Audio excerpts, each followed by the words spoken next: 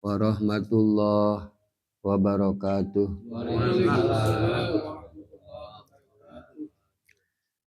Bismillah, alhamdulillah, assalatu wassalamu ala rasulillah. Allahumma arinal haqqa haqqa warzuqna tiba'ah wa arinal batila batila warzuqna jitinabah.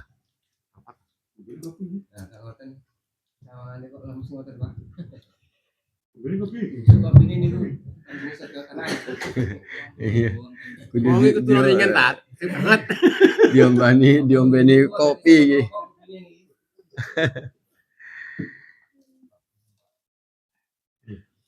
Para bapak-bapak, para asatid ingkang kula hormati.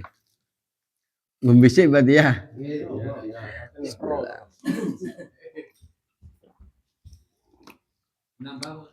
Wah, biar. Niki kemarin pengajian tafsir niku diundur yuk dibarengke kalih pengajian saniki. Nggih kayak bulan yang kemarin juga nggih digabung mawon. Bismillahirrahmanirrahim. Teng whiteboard niko hadis Rasulullah sallallahu alaihi wasallam, hadis yang ke-8 niko. Umirtu an uqatilan nasa hatta yashhadu alla ilaha illallah wa anna muhammadan rasulullah wa tuqimus shalah wa yu'tuna zakah.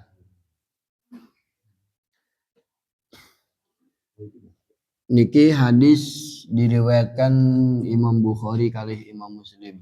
Jadi hadis muttafaq alaih ya. Hadis muttafaq alaih itu hadis yang bersepakat antara Imam Bukhari dan Imam Muslim. Tapi coba kita perhatikan, saya ingin mengajak bapak-bapak sekalian bisa membedakan antara hadis dengan Al-Qur'an nggih. Umirtu, aku niki diutus, kula diutus oleh Allah. Umirtu an uqatilan nasa, untuk memerangi manusia. Oke. Umirtu an uqatilan nasa, kami diperintah untuk memerangi manusia hatta yashhadu, sehingga mereka bersyahadat, sehingga mereka meyakini alla ilaha illallah, bahwa tidak ada Tuhan selain Allah, wa anna muhammadan rasulullah, dan sungguhnya Muhammad adalah utusan Allah, wa yuqimunas shalah, dan mendirikan sholat, wa yu'tuz zakata, dan membayar zakat.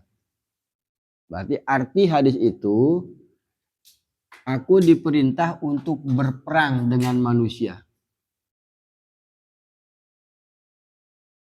Artinya apa? Berarti Nabi niku menurut hadis ini tugas utamanya memerangi manusia.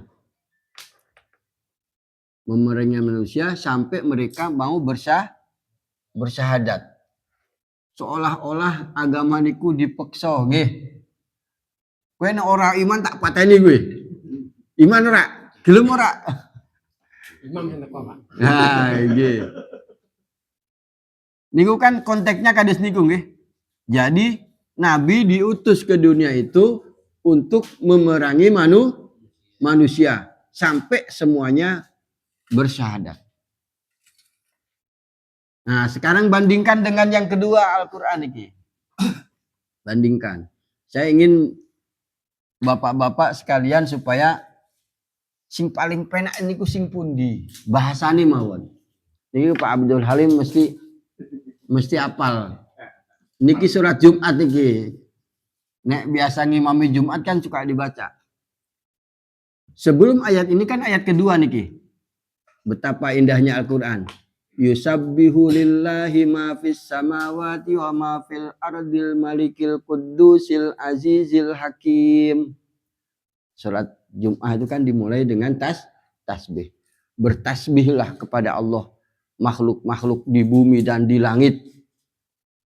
Allah yang maha berkuasa, yang maha suci, al-malikul qudusil azizil hakim. Ayat keduanya, huwallazi ba'atsa fil ummiyina rasulam minhum yatlu alaihim ayatihi wa yuzakkihim wa yu'allimuhumul kitaba wal hikmah wa in kanu min qablu lafi dhalalim mubin wa akharina minhum lamma yalhaqu bihim. Coba sekarang artikan, huwallazi ba'atsa fil ummiyina, huwa dialah Allah, alladzi ba'atsa fil ummiyina, yang mengutus bagi orang-orang ummi, orang-orang Arab itu al-ummi, rasulan, seorang rasul, minhum, dari kalangan mereka, yatlu alaihim ayatihi, yang membacakan kepada mereka ayat-ayat Allah, ayat-ayat Al-Quran. Berarti kalau ayat ini kan tugas utama Nabi itu nopo? Macake ayat Al-Quran. Satu. Yang kedua, wa yuzakkihim, dan mensucikan mereka. Nopo mensucikan? Mendoakan ampunan.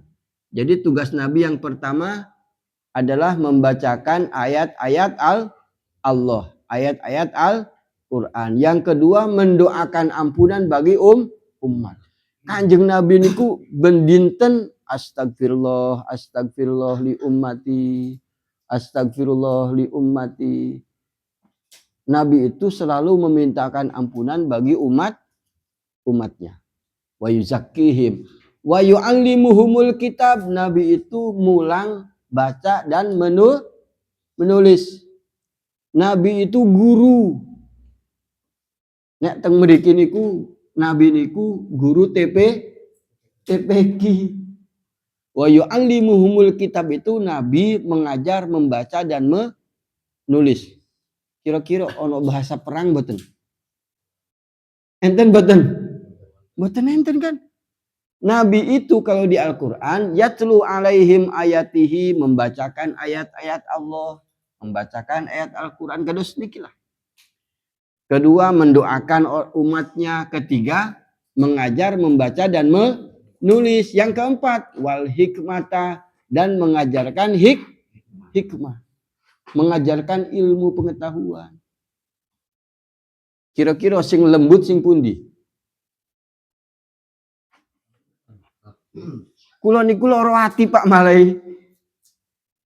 Kitab muttafaq alaih niki kula ngaji Sahih Muslim ketemu hadis niki. Ngaji Sahih Bukhari ketemu hadis niki. Sakniki ngaji hadis arba'in ketemu meleh hadis niki. Padahal niki seakan-akan Islam itu disebarkan lewat perang, lewat kekerasan. Bayangkan kata pertamanya, umirtu an uqatilan nas. Aku diperintah untuk memerangi manusia. Padahal Nabi itu wa ma arsalnaka illa rahmatan lil alamin. Dan aku tidak diutus kecuali menjadi rahmat. Mulane nek kali hadis niki tidak apa-apa kita mencoba, jangan-jangan ini sebenarnya sisipan ngoten loh. Jangan-jangan sisipan dari orang-orang yang tidak bertanggung jawab disisipkan kepada hadis Nabi, seakan-akan Nabi yang dawuh ngoten. Padahal kalau di Al-Qur'an enggak mungkin Nabi ujug-ujug ngajak perang. Karena Nabi itu tugasnya bukan berperang. Nabi itu berperang karena terdesak diperangi. Mulane dawuh Al-Qur'an iku falyuqatil fi sabilillahil ladzina yuqatilunakum wala ta'tadu. Mangke teng surat Al-Baqarah enten niku. Berperanglah di jalan Allah ketika kalian diperangi. Perangilah orang-orang yang memerangi kalian. Berarti siapa yang mendahului? Musuh. orang kafir mendahului berperang. Mulanya bahasanya wala ta'tadu, jangan melampaui batas. Jadi kalau baca ayat Al-Quran dengan hadis itu nggak sinkron deh. Hadis ini jadi alasan orang Eropa kalau merendahkan Islam. Lihat, agama kamu itu agama yang suka berperang. Mana buktinya? Umirtu an uqatilan nas. Kami diperintah untuk memerangi manusia. Mulanya kula niku, lho kok pena Al-Qur'an bahasane. Niki berulang di beberapa surat niki. Walladzi ba'atsa fil ummiyina rasulan minhum yatlu alaihim ayatihi. Nabi itu macake Quran. Kados jenengan ngaji teng mriki nggih tak wacake Quran. Karena Nabi niku tugasnya macake Quran. Yang kedua wayuzakim dongake. Kula niku nggih nek pas ngepasi tahajud ya Allah ampuni dosa-dosa Ustadz TPQ, ya Allah ampuni dosa-dosa jamaah pengajian ibu-ibu, jamaah pengajian bapak-bapak. Niku estu. Karena memang niku tugasnya Ustadz nggih niku. Tugasnya kiai nek kowe cara Gus Baha kan niku. Tugasnya nggih doake umatnya. Nggih. Jadi kalau niku nek doa kan ya Allah ampuni dosa saya, dosa ibu bapak, dosa anak istri, dosa saudara. Ya Allah ampuni dosa-dosa teman-teman, sahabat-sahabat, ampuni dosa guru-guru, ampuni dosa seluruh jamaah pengajian. Mesti tak katutke niku. Karena niku tugas kenabian nggih niku. Jadi kalau umpamanya ada syafaat itu karena dari sekarang sudah disebar niku. Syafaat niku kan pengampunan Allah nggih. Lah nek sing ndongake supaya dapat ampunan sinten? Nggih para kiai-kiai, para ustad niku mesti ndongake. Kroso kula wis diarani ustad niku yo akhirnya kula nggih berlaku apa yang biasa berlaku kepada Nabi. Jadi Nabi itu nek di ayat Al-Qur'an ini begitu sangat lembut. Maca ke Al-Qur'an, dongak ke pengampunan, mengajarkan membaca dan menulis. Mulane guru TPQ niku mulya, Pak. Guru TPQ niku mulya. Pengurus TPQ niku lho mulya. Niku ngelakoni lampahe Kanjeng Nabi. Nggih nek bapak-bapak mboten iso mulang nggih sing penting dukung sing mulang. Jadi saling mendukung karena mengajarkan membaca dan menulis itu Kanjeng Nabi. Jadi enggak ada bahasa Nabi berperang boten enten. Mulane ustaz-ustaz kula ajak membandingkan bagaimana harus hati-hatinya kita dengan sebuah hadis. Karena sampai sekarang itu hadis itu kadang masih diproduk, Pak. Wah, sekarang di Yasin tadi, Yasin. Salam qaulam mir rabbir rahim. Salam niku kan selamat. Qaulan ucapan mir rabbir rahim dari Tuhan mereka. Itu ucapannya Gusti Allah. Allah niku paling seneng kalau memberi selamat. Coba nanti kita di surga itu paling banyak selamat.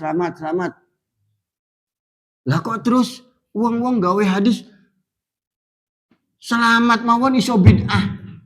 Ya mboten ngasih selamat lho iso bid'ah. Piye ta? Selamat tahun baru. Ada tahun baru kita selamat tahun baru. Wah, itu bid'ah. Kristen niku. Selamat lihat. Lah dan niku sunah banget niku. Gimana? Jadi orang-orang ngucap selamat kemerdekaan, selamat kelahiran, selamat promosi jabatan, niku mboten nopo-nopo, niku nyenengke wong. Bagian dari berbuat kebaikan sesama manusia.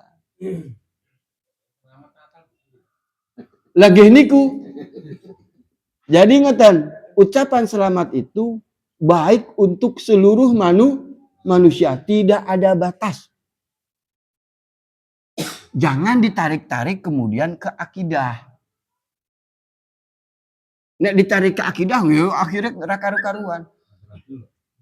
Ada dua di Al-Quran, Allah kasih selamat kedua nabi. Satu Nabi Yahya. Bahasanya gini.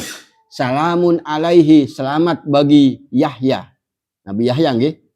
Salamun alaihi yauma wulida wa yauma yamutu wa yauma yub'asu hayya.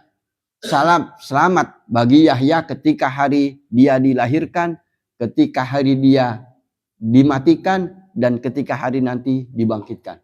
Salamun alaihi yauma wulida wa yauma yamutu wa yauma yub'asu hayya. Niku surat nopo golekan mawon.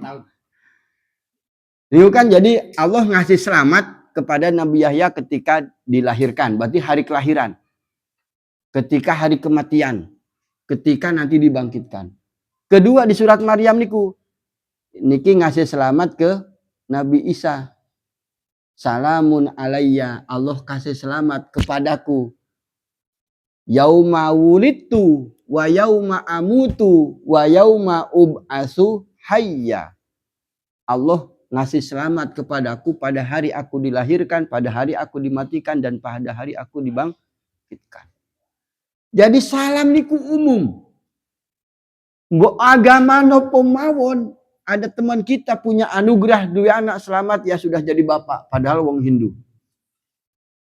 Ada teman kita orang Kristen dapat rumah baru, selamat ya punya rumah baru.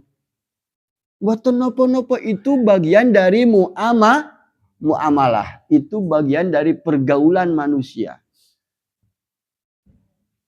Tapi ujuk-ujuk enten hadis bid'ah. Bagaimana ceritanya? Mulane kula guru-guru kula niku nek salam niku nggo sapa wae, wong ketemu ulo wae iso salam kok. Nang hutan, nang ono kan diajarkan oleh orang tua-tua kita kan, ketemu ulo, ketemu kalajengking salamun ala nuhin fil alamin. Nabi Nuh titip salam nggo sampean. Nggih mboten? Dongane supaya kita tidak diganggu hewan buas. Salam ala nuhin fil alamin. Diajarkan begitu. Jadi jangan ujug-ujug selamat Natal itu jadi bid'ah, jadi haram itu tekondi. Nah, tuh. Jadi saya ingin menyampaikan bahwa kita harus agak lebih hati-hati zaman sekarang, karena kemudian kadang-kadang itu menghantam Al-Qur'an dewek. Gitu loh. Apa yang disampaikan orang malah ngantemi Qur'an dewek. Qur'an wae sangat leluasa membebaskan kita, tapi kok ujuk-ujuk orang Arab bikin cerita Nabi begini berbeda dengan Al-Qur'an. Kinten-kinten Nabi Muhammad beda mboten kali Qur'an. Tidak mungkin. Wong yang dibawa itu Al-Qur'an. Nah, mulane saya bandingkan, bapak-bapak bisa baca nggih nek. Nek sing ngaji niki mungkin pun biasa nggih, apalagi Pak Kiai Dul Halim niki. Jadi bedakan coba. Mulane saya dulu begitu baca bukunya ada John Esposito namanya, orang-orang orientalis. Mesti hadis ini dibaca terus. Untuk menyanggah bahwa orang Islam itu disebarkan melalui perdagangan, melalui berhubungan, melalui perkawinan, kan ngoten nggih. Dalil teroris berarti. Nah, jadi ini yang dipakai Amrozi CS dulu ya, ini diantaranya. Niku hadis yang ke-8. Saya berbandingkan bukan yuk maksudnya supaya tampak berbeda, buatan, tapi saya ingin mengajarkan, coba membandingkan bagaimana lembutnya Al-Qur'an. Bagaimana Al-Qur'an itu lurus dengan kemanusiaan. Tidak ada satupun ayat Al-Qur'an yang bertolak belakang dengan kemanusiaan. Berhubungan kita di dunia ini tidak bisa dengan satu macam golongan, tidak mungkin. Bapak-bapak mesti ketemu dengan mazhab yang lain dalam satu agama saja, bisa ketemu dengan organisasi yang lain, bisa ketemu dengan mazhab lain. Nek Al-Quran penak Pak, penak. Saya sudah nerangin gitu. Kita itu satu grup. Jadi jangan kemudian beda mazhab kafir, beda mazhab bid'ah. Al-Quran boten ngajarkan kados niku. Nah, apalagi kalau kita kemudian sering bersentuhan dengan lain agama. Al-Quran sangat pas, sangat brilian. Nah, ini bahasa selamat itu salam qaulam mir rabbir rahim. Itu ucapannya Gusti Allah loh. Nggak sembarangan. Jadi kalau kita biasa mengucapkan selamat kepada orang, itu sama dengan kita membawa pesan Allah untuk menyenangkan hati manusia. Niku hadis ini, hadis yang ke-8. Jadi supaya bapak-bapak tidak memprofilkan Nabi Muhammad seakan-akan Nabi Muhammad itu wong tukang perang. Padahal Nabi Muhammad berperang itu karena terpaksa diperangi. Boten enten sejarahnya Nabi Muhammad memulai perang. Niki sekarang bahas pengajian tafsir, ya. Masih ada waktu, nggih. Niki Al-Baqarah ayat 103. Bismillahirrahmanirrahim. Walau annahum amanu wattaqau lamatsubatum min indillahi khairul law kanu ya'lamun. Walau annahum lamun seandainya mereka itu amanu beriman wattaqau dan berhati-hati bertakwa lamatsubatun maka sungguh ganjaran pahala min indillahi dari sisi Allah khairun lawih apik laukanu ya'lamun seandainya mereka mengetahui. Ayat ini sambungannya dengan yang kemarin masih nyambung dengan ayat 102. Bapak-bapak niki di ayat 102 itu wattaba'u matatlus syayatinu ala mulki Sulaiman wa ma kafara Sulaimanu walakinna syayatina kafaru yu'allimuna an-nasa sihra. Ini menjelangkan sihir. Itu. Jadi ayat ini Allah Subhanahu wa taala sedang membersihkan nama baik Nabi Sulaiman dan nama baik malaikat Jibril. Jadi orang-orang dahulu, orang Yahudi zaman dulu itu menuduh Nabi Sulaiman itu ahli sihir. Gimana tidak kaget, gimana tidak dianggap sihir. Nabi Sulaiman itu bisa menaklukkan angin, menaklukkan jin. Burung-burung itu sama jin baris semua. Jin-jin baris semua. Bisa ngongkon jin. Jadi bikin bangunan-bangunan itu jin singkon kerja itu jin. Akhirnya orang-orang Yahudi ini wah Nabi Sulaiman itu ahli sihir. Padahal Nabi Sulaiman itu kan masih keturunan Israel. Nabi Sulaiman itu. Jadi dalam pandangan mereka Nabi Sulaiman itu ahli sihir. Yang kedua, yang disebut ahli sihir itu mereka malaikat Jibril. Malaikat Mikail. Dua malaikat itu ayat sebelumnya sudah diceritakan. Jadi dua malaikat ini dimusuhi oleh orang-orang Yahudi.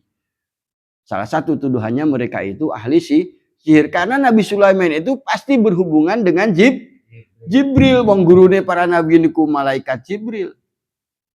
Jadi murid sak gurune podo-podo ahli sihir.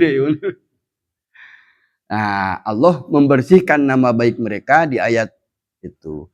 Wattaba'u ma tatlus syayatinu ala mulki Sulaiman. Mereka itu mengikuti apa yang dibacakan setan pada masa kekuasaan Sulaiman. Wa ma kafara Sulaimanu.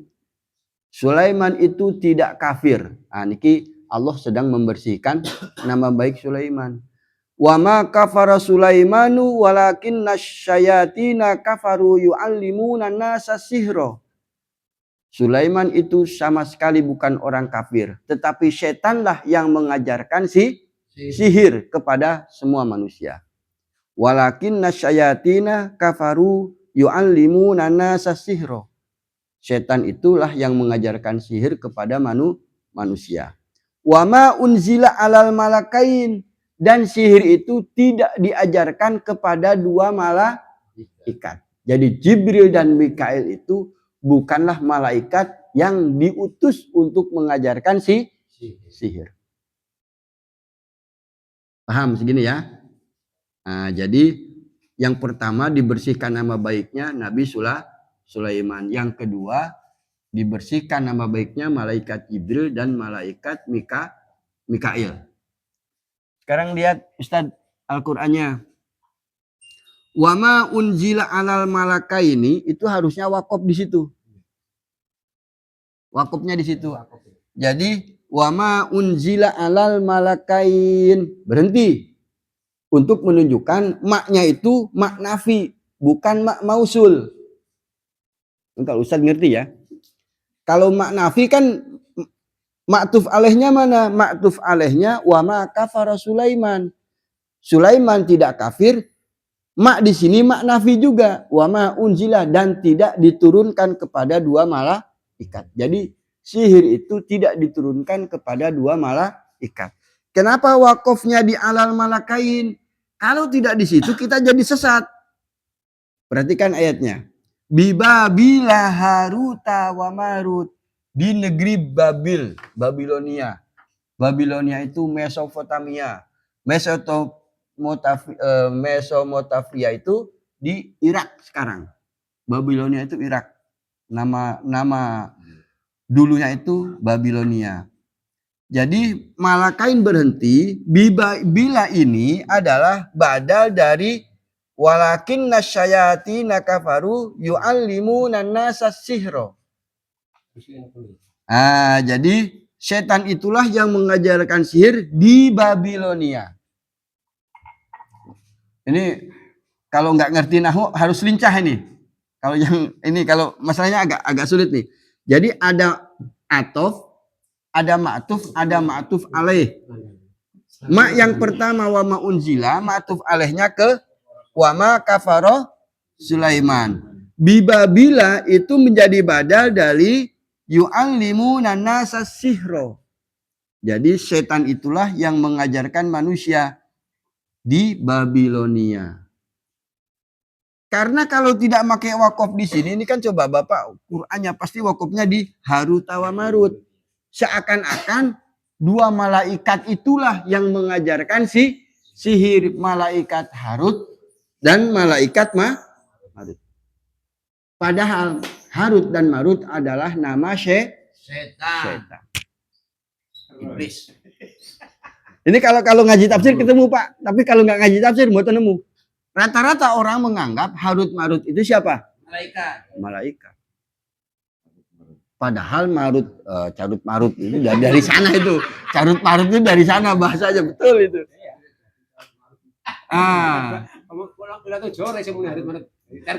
Carut Marut, namanya aja Carut Marut. Yang bikin Carut Marut siapa? Setan. Tidak mungkin malah ikan. Jadi jangan gini. Oh, ada malaikat yang mengajarkan sihir, yaitu Harut Marut. Itu keliru. Allah sudah membersihkan nama baik malaikat, kok malah kita ikut-ikutan menganggap ada malaikat yang mengajarkan sihir. Kenapa? Karena di ayat di depan di surat Al-Hijr itu manunazzilul malaikata illa bil haq. Tidaklah aku turunkan malaikat itu kecuali membawa hak, membawa kebenaran. Jadi SOP-nya malaikat itu adalah pembawa kebenaran, setan pembawa kejahatan. Ini SOP ya. Jadi malaikat membawa kebenaran, menebar kebaikan malaikat. SOP-nya.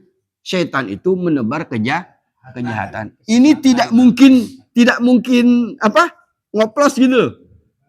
Tidak mungkin ada setan yang membawa kebaikan atau malaikat yang membawa kejahatan. Mulane ini bisa diketahui kalau orang yang mengerti nahu ilmu nahu sorob ya. Jadi nanti lagi kasih tanda di Qur'annya wama unzila alal malakain itu wakaf di situ. Kalau perlu wakaf lazim. Tandanya mim. Karena kalau tidak begitu ini dianggap nyambung. Wama unzila alal malakaini bibabila haruta wa marut. Maknya jadi mausul. Coba lihat terjemahan semua Departemen Agama. Ya, coba baca. Ya, di tafsirannya ini Departemen Agama bahwa Harut Marut itu malaikat. Nah, kan. Tidak mungkin malaikat mengajarkan kejahatan. Nah, bener.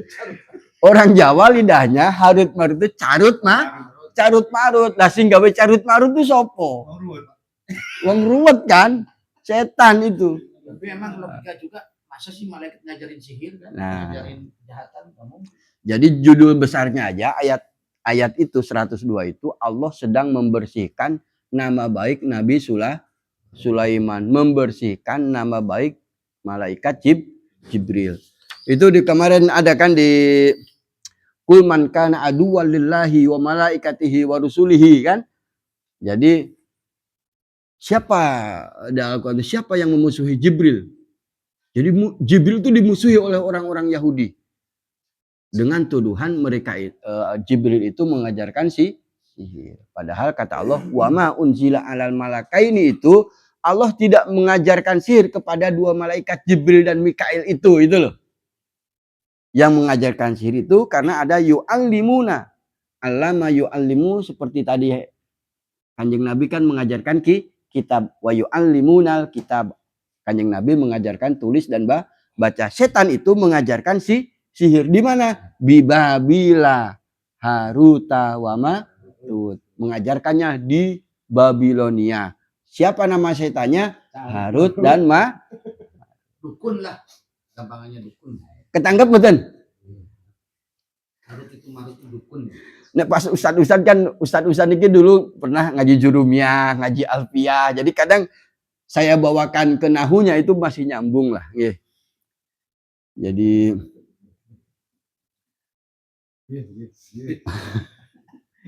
apalagi dan bagus bikin.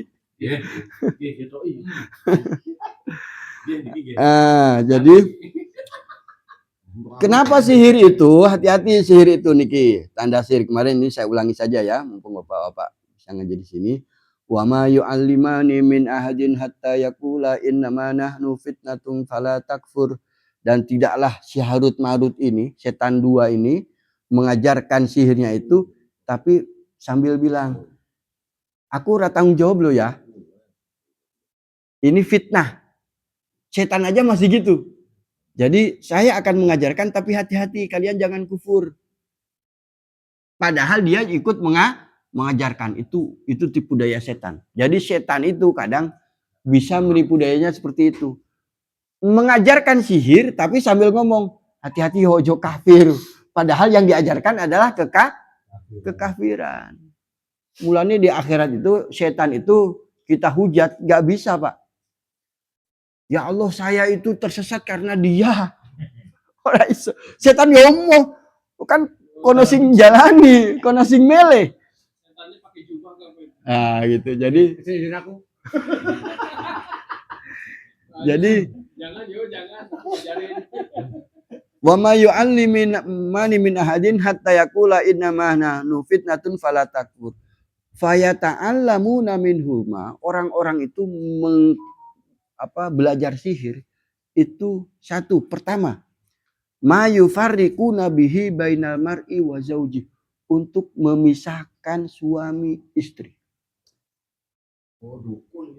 Jadi ilmu sihir yang utama itu tujuannya untuk memisahkan suami istri.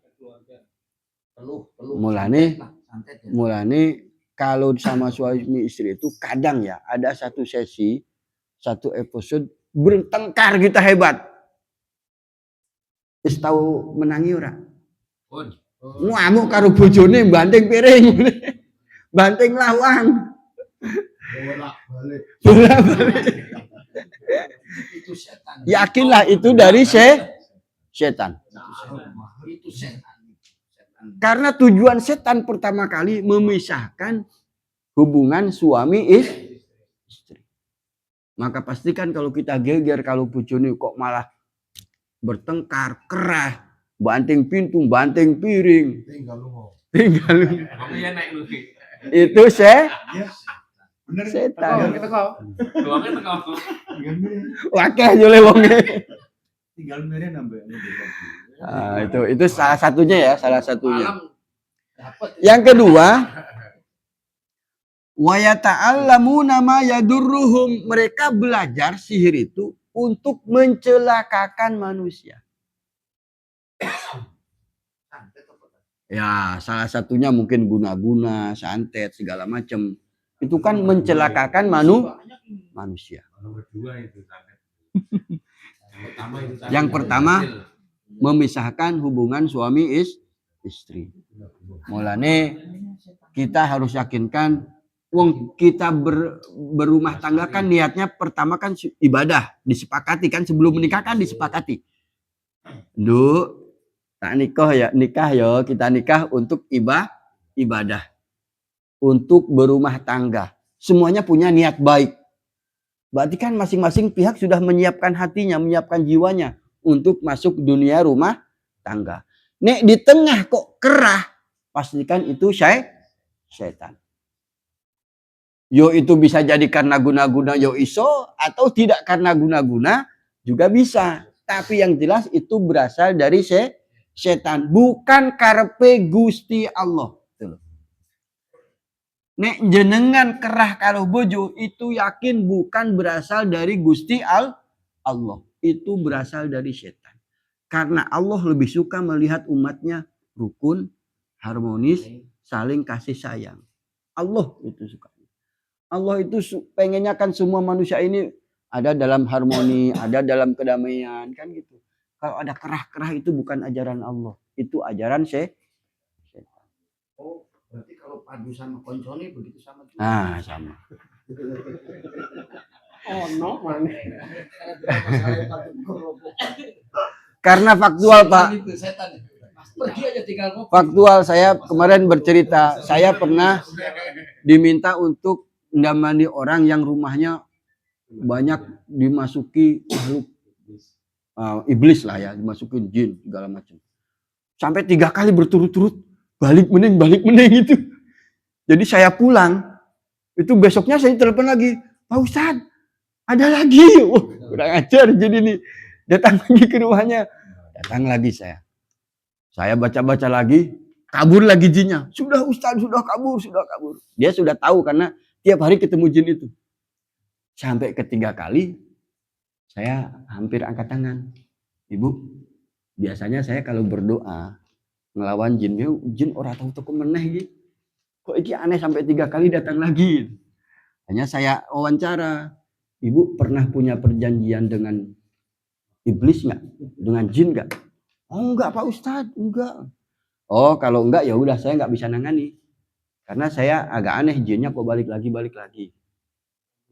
Jadi setiap punya pembantu Pak, itu kuat sehari saja.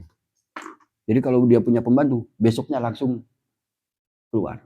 Karena malam-malamnya penampakan terus. Nah terus karena nggak mau saya tinggal. Sudah sampai pintu saya, iya Ustadz, mohon maaf Ustadz. Balik lagi. Gimana Bu? Iya saya dulu waktu zaman gadis pernah masang susuk. Supaya tampak cantik, tampak menarik, tampak gemoy gitu loh.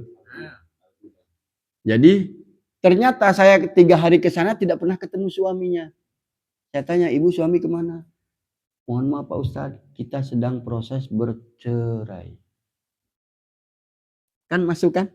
Berarti setan itu susuk masuk lewat media susuk itu mempengaruhi supaya berpisah. Itu dalam waktu saat bercerai. Naudzubillah.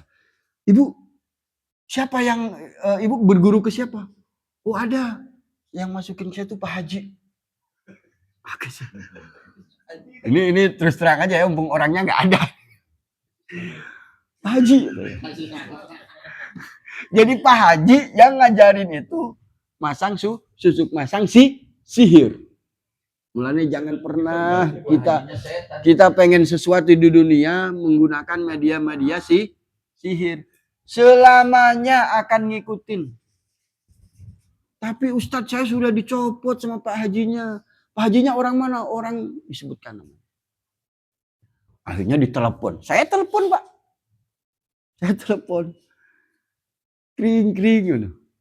Yang telepon orangnya ya. Oh, Pak Jungan, ini saya. Oh iya, Pak Kiai ya, Pak Kiai. Oh maaf nak, saya sedang umroh.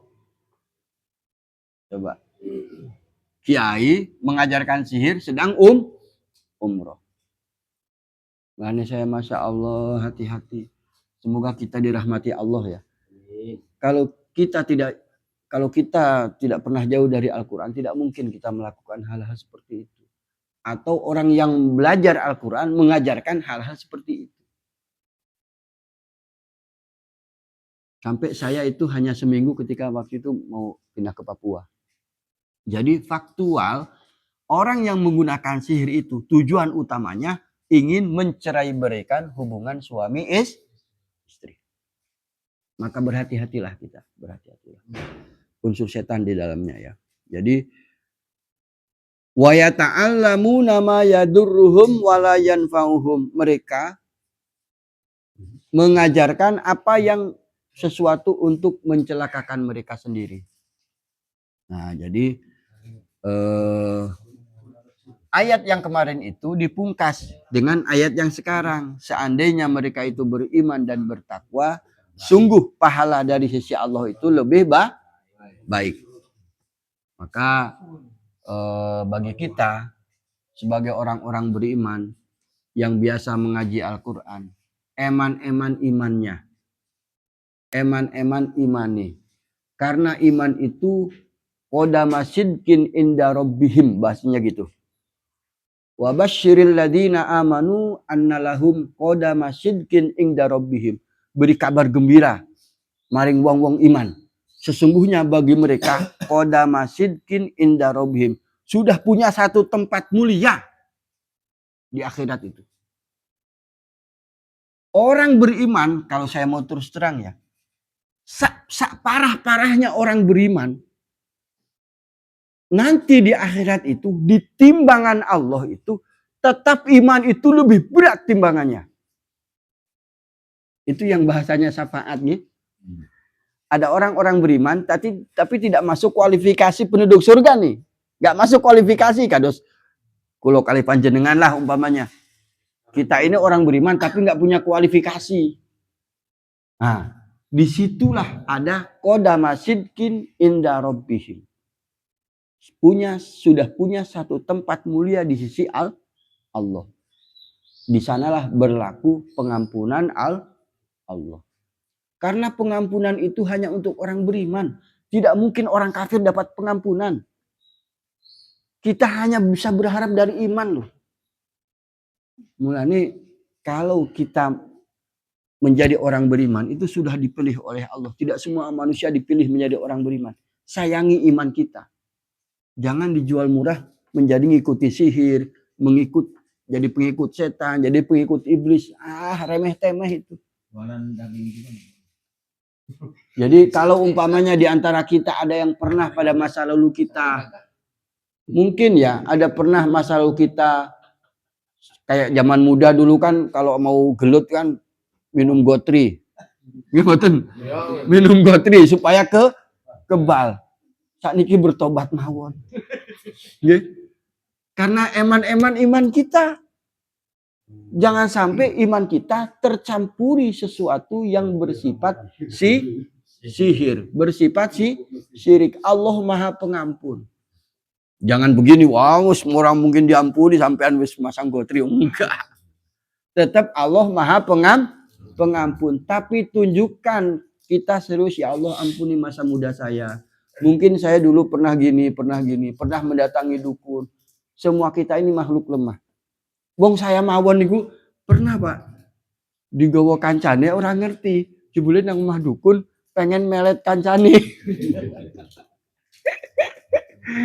Enten mau namanya masa muda nggih. Kadang cok begitulah. Nah, di penghujung usia kita ini lebih baik kita lurus beriman kepada Allah, membuang hal-hal seperti itu, lurus sidakep mantep maring Gusti Allah. Hal-hal yang dulu pernah kita lakukan, semoga Allah ampuni. Ihdinas siratal mustaqim. Wassalamualaikum warahmatullahi wabarakatuh. Waalaikumsalam.